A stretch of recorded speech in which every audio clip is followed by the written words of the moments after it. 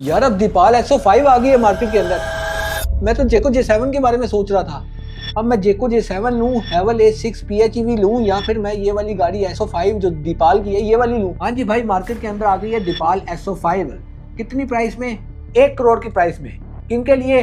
Early birds के लिए। और 1 करोड़ की प्राइस की वजह से मार्केट कंप्लीटली हिल रही है। यूजर्स के पास आ गई है काफी ज्यादा ऑप्शन। और जब मार्केट के अंदर यूजर के पास ज्यादा ऑप्शन आ जाती है ना गाड़ियां परचेज करने के लिए, तो जो गाड़ियों की कंपनी होती है इनको अपनी प्राइसेस को कंट्रोल में रखना होता है, अपनी सेल्स को इंप्रूव करने के लिए। यार मैं तो कंफ्यूज हूँ कौन सी गाड़ी लूँ। आज मैं तुम्हें पूरा कंपैरिजन बताता हूँ कि इन तीनों गाड़ियों में क्या फर्क है। अगर यूजर इसको लेता है तो क्या फर्क है इन तीनों गाड़ियों में। भाई जेको J7 अगर आप लेते हो ना तो साइज में सबसे छोटी है, इन तीनों में साइज में सबसे छोटी है। फिर दूसरे नंबर पे साइज में जो है वो है दीपाल S05, वो थोड़ी सी बड़ी हो जाती है। फिर इन सबसे ज्यादा जो बड़ी गाड़ी है वो है हेवल A6 PHEV। हेवल A6 PHEV size में सबसे बड़ी है।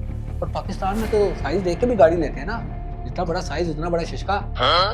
फॉर्च्यूनर का शिशका नहीं देखा। अब पाकिस्तान में जो गाड़ियां लेते हैं लोग ज्यादातर वो लेते हैं रेंज की वजह से, फ्यूल एवरेज की वजह से। तो अब रेंज की बात कर लेते हैं। अच्छा, दीपाल S05 की अगर बात करें ना उसकी रेंज की, तो जो क्लेम की जा रही है, अगर आपका टैंक फुल है, अगर आपकी बैटरी कम्प्लीटली चार्ज है, तो 1234 किलोमीटर ये भी क्लेम की जा रही है, ये टेस्टेड नहीं है अभी। फिर उसके अलावा जेको J7 की जो है वो क्लेम की जा रही है वो है 1200 किलोमीटर रेंज।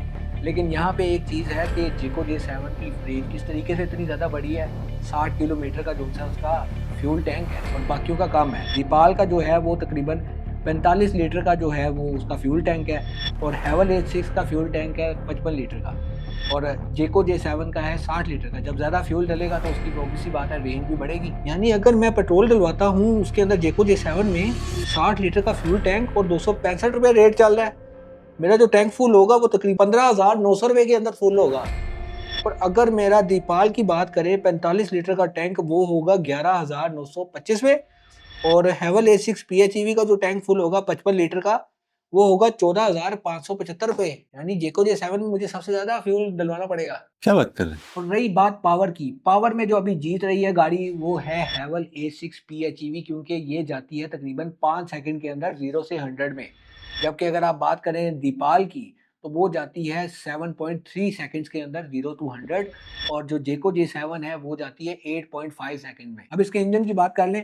दीपाल S05 की जो इंजन की हॉर्स पावर है वो है 215 हॉर्स पावर, और जो टॉर्क प्रोड्यूस करता है वो है 320। फिर इसके अलावा जेको J7 का जो टॉर्क है वो है 525, और इसकी जो हॉर्स पावर है वो है 342। फिर इसके अलावा अगर हेवल A6 PHEV की बात करें तो इनकी सबसे ज़्यादा है, और वो कितनी है?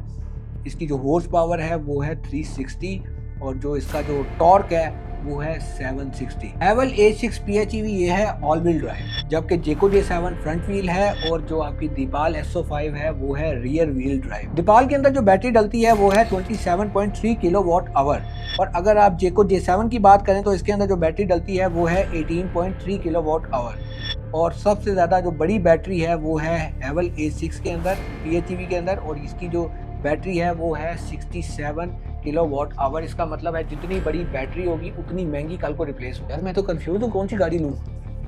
काम करता हूँ कमेंट्स में पूछता हूँ कौन सी गाड़ी लेनी चाहिए। अब हेवल A6 PHEV परफॉर्मेंस में सबसे बेहतर है, और जो प्राइस डिफरेंस आ रहा है वो तकरीबन 28 लाख रुपए का आ रहा है। तो क्या इस बेसिस पे, साइज के बेसिस पे, साइज में हेवल A6 PHEV बड़ी है, परफॉर्मेंस में भी जो सी है वो अच्छी है, और बैटरी सबसे बड़ी है। इसका मतलब है कल को बैटरी चेंज होती है तो सबसे महंगी जो बैटरी आएगी वो हेवल A6 PHEV की होगी।